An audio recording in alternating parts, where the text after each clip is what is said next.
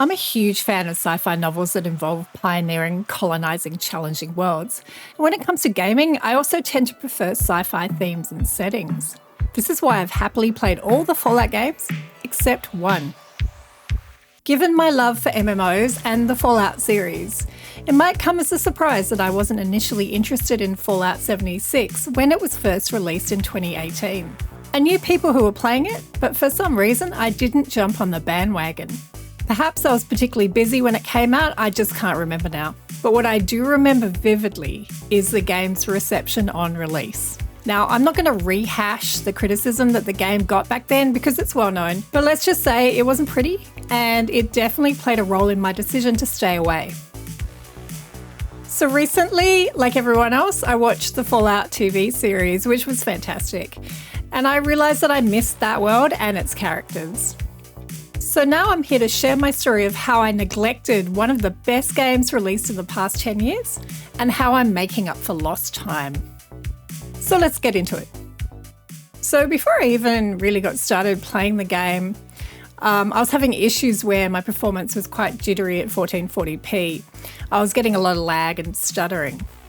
It definitely makes you realise that Fallout 76 was released over 5 years ago now, and the age of that build of Bethesda's creation engine was showing. It took a few minutes to find a fix to stabilise the frame rates and the configuration files on my PC, but then everything was running fairly fluidly. The movement in first person still seems a little off to me, especially while running, but I've kind of gotten used to it now and the game is running smoothly. So the premise behind Fallout 76 is really interesting and it definitely grabbed my interest straight away. I liked the idea that I've somehow been left behind in the vault and I have to go out and see what the rest of the vault dwellers are doing. This kind of narrow focus of the story made it definitely more appealing for me than something like the broad story in Starfield. The game starts with this basic idea and there's also a side mystery with the Vault Overseer, but it's clear my main quest is to get settled in and start to rebuild. That is a goal that really resonates with me and I'm pretty excited to start. The fact that they let you choose to accelerate your progress off the bat or grind your way up from level 1 is pretty clever, and it lets me feel a little bit more OP than I should have otherwise starting the game. Nostalgia is always a fantastic thing in gaming and it can be triggered by different things. In Fallout 76, two things that got me instantly immersed in the game was picking a lock and the Appalachia radio.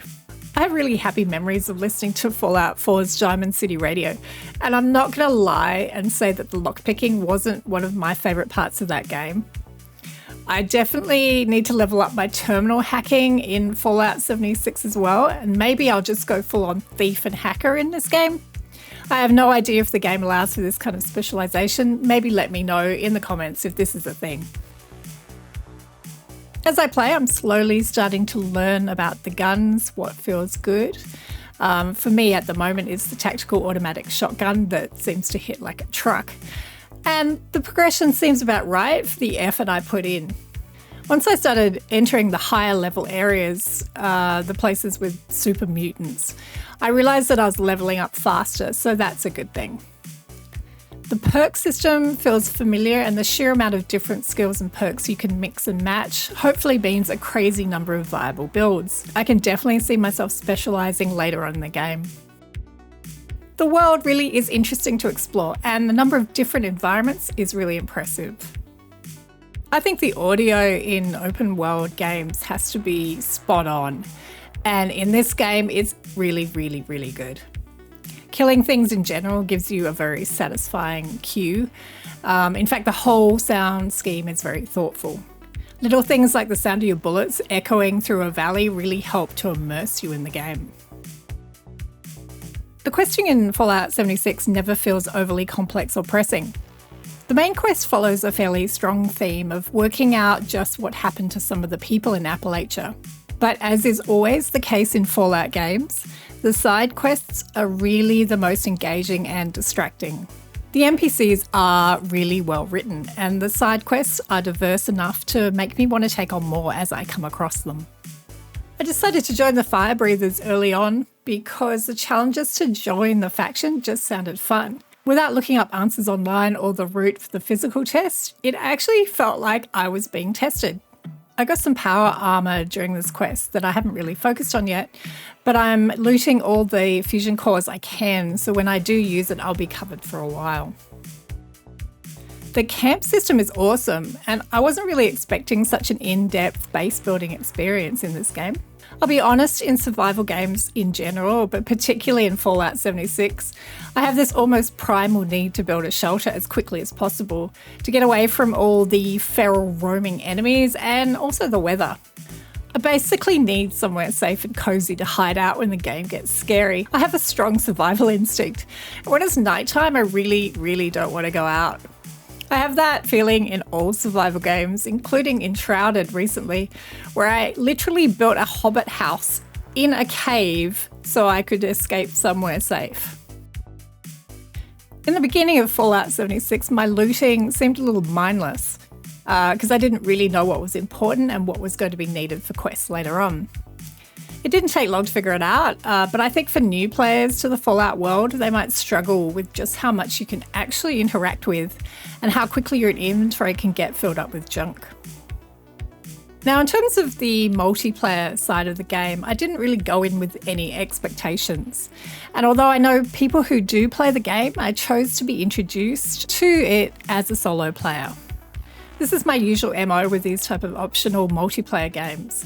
I like to take my time and investigate the things I want to do, learn the progression systems, skills and guns in my own time, rather than be driven by team play. Once I'm comfortable with the game, I'm happy to team up and tackle the harder challenges, obviously. And in Fallout 76, once I dipped my toe into the public events, I found them fun with nice, neat set objectives and decent rewards. I'll definitely be participating in them more from now on. Also, I learned that you can just join a public team for the buffs they offer and even get rewards if they're just doing other activities you're not doing, so that's pretty cool. It actually reminded me a lot of Warframe's open world party system. At the beginning of games where there's a multiplayer element, it's just my nature to be a little shy, mostly because I don't know whether things like having voice chat is super important or the extent to which people will want to communicate with me. I'd really be interested to hear what you guys do when you first play MMOs like Fallout 76. Do you prefer to go solo like me for a while and team up, or is the fun in the team stuff straight away?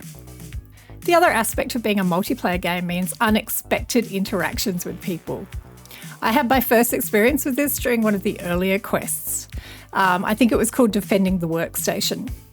I really had no understanding of how the PvP system worked, and I guess they try and throw you into it early on with this quest about defending a workstation that you've claimed. The quest started up and there were waves of enemies that I need to kill to defend my station. So that's fine and all, and I'm killing zombies, and suddenly an actual person appears and I'm thinking, is this the part where they PvP me? But no, they started helping me, and when it was done, they waved and I waved, and that was it. It felt like something great had happened. I realised that instead of trying to kill me, there would be more people in my world wanting to help me. And this is why MMOs are so addictive, I think. You're never quite sure what's going to happen, and it's the little interactions like that and coming across people's camps that made the world seem really vibrant and alive. I could see myself buying the Fallout First membership if I could spend more of my time playing the game, and I might do that in the future.